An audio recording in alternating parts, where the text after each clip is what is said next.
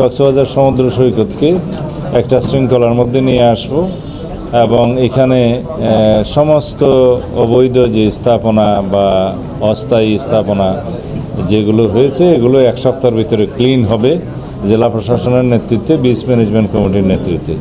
Beach management committee এখনও গঠিত হয় নাই, নতুনভাবে গঠিত হবে। আর এখানে স্থানীয় সংসদ সদস্য জনাব লুৎফর রহমান কাজল সার্বিক সহযোগিতা করবেন এবং জেলা প্রশাসন আর পুলিশ প্রশাসনকে আপনারা সাংবাদিক বন্ধুগণও সহযোগিতা করবেন বলে আশা করি।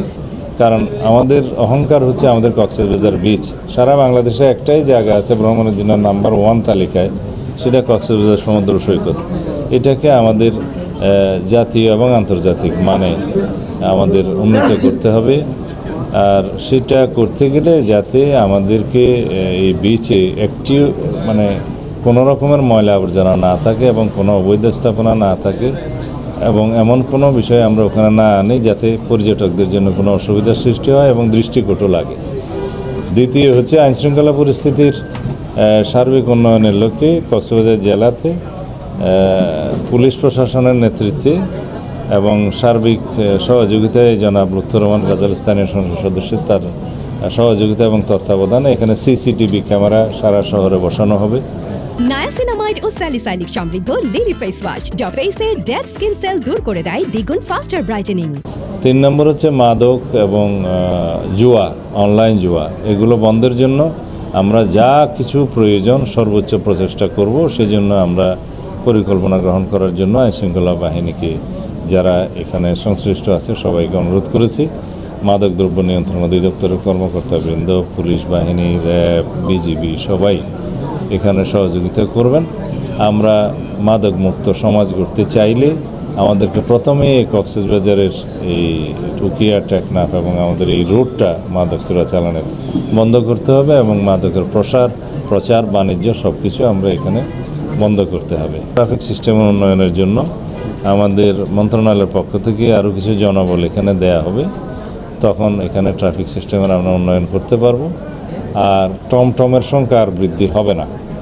অযান্ত্রিক গাড়ি, নন মোটরাইজ ভেহিকেল যেগুলো আছে ব্যাটারি চালিত, এগুলোর সংখ্যা আর বৃদ্ধি হবে না এবং লাইসেন্স নবায়নের ক্ষেত্রে যথেষ্ট কেয়ারফুল হতে বলা হয়েছে।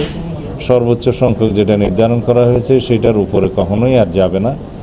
আর সন্ত্রাস বিরোধী অভিযান তো আমরা খুব জোরদার করছি। আজকেও গতকালকে রাত্রেও চট্টগ্রাম এলাকায় একটা সিরিয়াস নেচারের আমরা অপারেশন করেছি, যৌথ অপারেশন করা হয়েছে, এগুলো আপনারা দেখতে পাবেন। আমরা কোনো সন্ত্রাসীকে, অস্ত্রধারীকে, কোনো চাঁদাবাজকে, সংঘবদ্ধ কোনো ক্রিমিনালকে আমরা আইনের বাইরে থাকতে দেবো না, আইনের আওতায় নিয়ে আসবো। সেটা আমাদের প্রতিজ্ঞা, প্রতিশ্রুতি এবং জনপ্রত্যাশাও তাই। অন্যান্য সকল ক্ষেত্রেও যাতে দেশে মানুষ স্বস্তিতে থাকে এবং আইনশৃঙ্খলা পরিস্থিতি যাতে আমরা জনগণের জন্য একটা স্বস্তিকর পরিস্থিতি নিয়ে আসতে পারি এবং একটা আমরা সারা বাংলাদেশে যাতে জনপ্রত্যাশা অনুযায়ী সুশাসন বজায় রাখতে পারি, সেই জন্য আমাদের কর্মকাণ্ড চালু থাকবে এবং আমরা এই বিষয়ে আমাদের সর্বোচ্চ প্রচেষ্টা অব্যাহত রাখবো ইনশাআল্লাহ। অবশ্যই ইতিমধ্যে স্বরাষ্ট্র মন্ত্রণালয়ের পক্ষ থেকে পদক্ষেপ নেওয়া হয়েছে। পররাষ্ট্র মন্ত্রণালয়কে আমরা অনুরোধ করেছি তারা এটা যেটা extradition treaty in between 2 countries আছে সেই মতে তাদেরকে আমাদেরকে ফেরত দিবেন বলে আমরা আশা করছি এবং আমরা ফেরত আনার জন্য যথেষ্ট জোর প্রচেষ্টা চালাবো। নায়াসিনামাইড ও স্যালিসাইলিক সমৃদ্ধ লিলি ফেস ওয়াশ যা ফেসের ডেড স্কিন সেল দূর করে দেয় দ্বিগুণ ফাস্টার ব্রাইটেনিং।